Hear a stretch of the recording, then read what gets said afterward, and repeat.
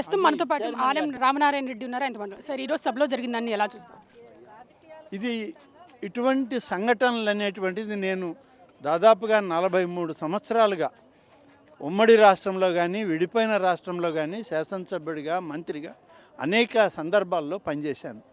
రాజకీయాల్లో అనేక రకాలైన చర్చలు జరుగుతాయి, అనేక రకాల వాదోపవాదాలు జరుగుతాయి.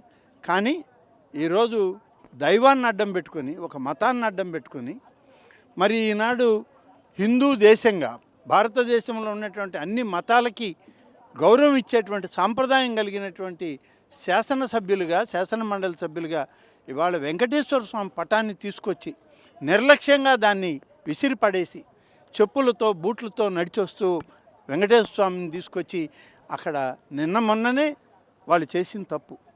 గోవింద అనేటువంటి నామం పలకడమే తప్పు. కానీ ఇవాళ సాక్షాత్తు దేవుడు పటాన్నే తీసుకొచ్చారు లోపలికి. ఇది చాలా క్షమించరానటువంటి విషయం. తప్పకుండా YSR Congress party legislative party అంతా ఇది చేసింది కాబట్టి దీనికి కర్త కర్మ క్రియ వైఎస్ జగన్మోహన్ రెడ్డి. ఆయనే దీనికి క్షమాపణ చెప్పి తీరాలి. ఈరోజు ఈ యొక్క కార్యక్రమం జరిగినందుకు హిందూ సమాజానికి, హిందూ మతస్థులకు, దైవాన్ని పూజించే వాళ్ళందరినీ కూడా ఆయన క్షమాపణ చెప్పి తీరాలి. చైర్మన్ గారు దీనికి సపోర్ట్ చేశారనుకుంటున్నారు? లేదు, ఇవాళ చైర్మన్ గారు జరిగినటువంటి విషయాల్ని మా పార్టీ తరఫున, మా కూటమి తరఫున మేము రిప్రజెంట్ చేసాం.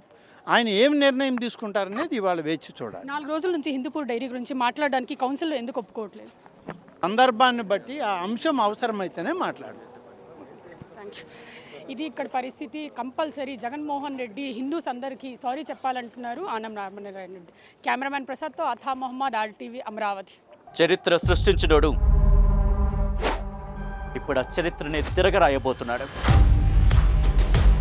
అబద్ధాల గోడల్ని బద్దలు కొట్టి నిజాలను రాగా మీ ముందుంచబోతున్నాడు.